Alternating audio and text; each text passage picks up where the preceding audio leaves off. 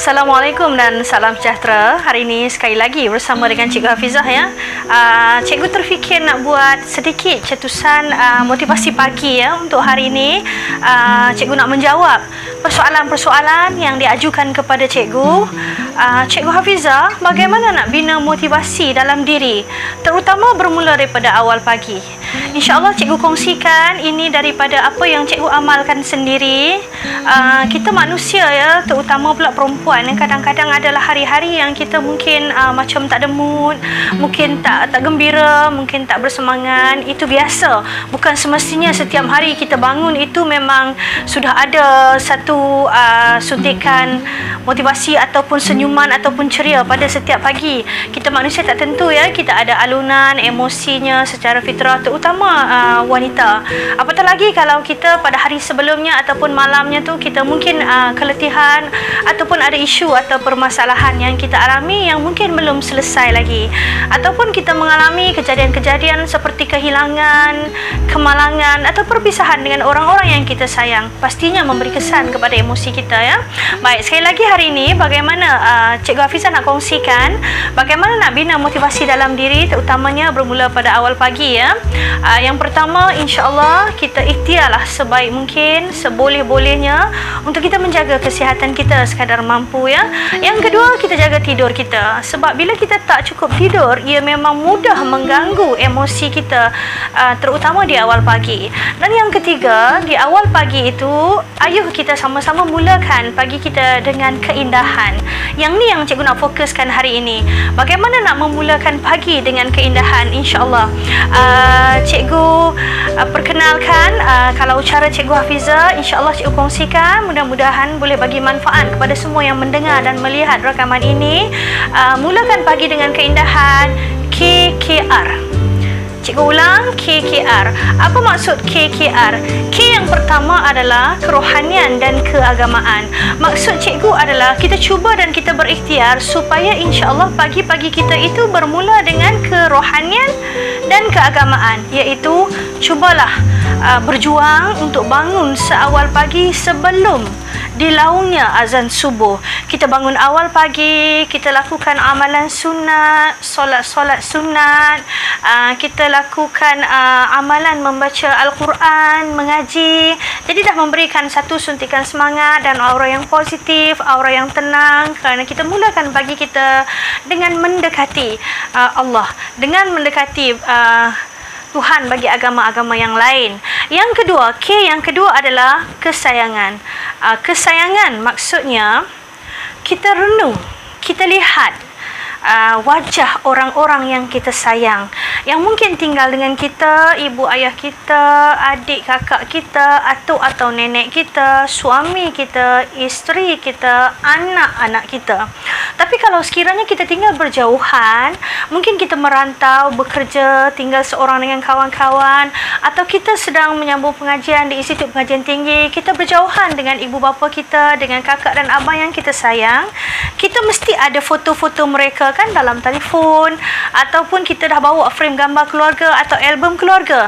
Kita selak sekali lalu, kita renung, kita tengok wajah mereka walaupun melalui gambar. Apabila kita melihat wajah mereka, kita akan berfikir bahawa hidup ini ingin memberi manfaat terus kepada mereka. Kalau seorang ibu melihat anak-anaknya, dia akan berfikir, aku kena terus kuat, aku nak mencari rezeki, aku kena sihat untuk aku terus melaksanakan tanggungjawab aku dan memberikan kasih sayang kepada mereka.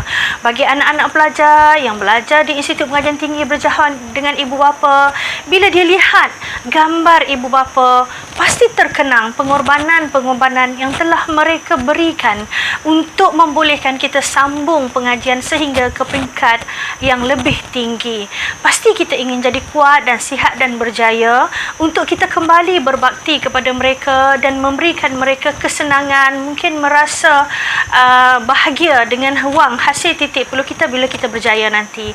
Bicara-bicara ini di dalam hati kita akan menyuntik semangat untuk kita melangkah meneruskan kehidupan kita. Dan yang ketiga adalah R.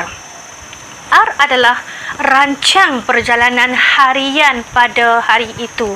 Contoh ya, menjadi amalan Cikgu Hafizah, setiap pagi cikgu akan mulakan dengan menulis cikgu punya to-do list.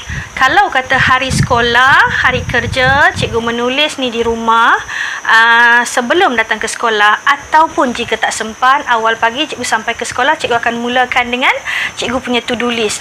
Kalau ikut Cikgu Hafizah, cikgu pakai kertas terpakai sahaja. Ya, dalam to-do list cikgu akan pecahkan kepada dua bahagian kalau hari-hari sekolah, iaitu to-do list at school dan satu lagi to-do list after school. Kalau to-do list at school, maksud dia cikgu akan senaraikan apa perkara-perkara yang cikgu kena buat, yang cikgu kena selesaikan, mungkin perkara-perkara yang cikgu kena hantar untuk pengesahan kepada pihak pentadbiran, pihak PPD, JPN atau kementerian. Dan kalau kata to-do list after school, biasanya itu adalah perkara-perkara peribadi yang perlu cikgu buat, seperti kena beli barang, kena uruskan makan minum atau pakaian, kena menziarah ibu ayah, luangkan masa minum petang dan sebagainya. Kenapa cikgu buat to-do list setiap hari? Kerana cikgu mahu perjalanan harian cikgu teratur, boleh agihkan masa yang ada dengan perkara-perkara yang perlu dan hendak. Iaitu kita boleh bezakan ya, perkara-perkara keperluan dan perkara-perkara kehendak. Kalau keperluan tu maksudnya kena buat. Kalau kehendak tu kita tanya nak buat dan kita kena tengok kalau ada masa berlebihan baru kita laksanakan. Kenapa ya?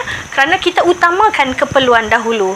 Dan sebagai satu daripada suntikan motivasi kepada diri kita sendiri, apabila kita senaraikan kita punya to-do list, kalau Cikgu Hafizah, cikgu akan buat kotak macam ni. Jadi apabila satu perkara telah terlaksana, cikgu akan tanda right macam tu. Ia memberikan cikgu satu semangat untuk meneruskan kerja-kerja cikgu seterusnya. To-do list cikgu, wow, dah selesai 1 dari 7, wow, dah selesai 3 dari 7, wow, dah selesai 6 dari 7, tinggal 1 sahaja lagi. Jadi dia akan memberikan semangat kepada diri kita sendiri. Itu saja yang dapat cikgu kongsikan kepada semua. Itu amalan Cikgu Hafizah, insya-Allah. Kalau ianya baik, amalkanlah, semoga jadi manfaat.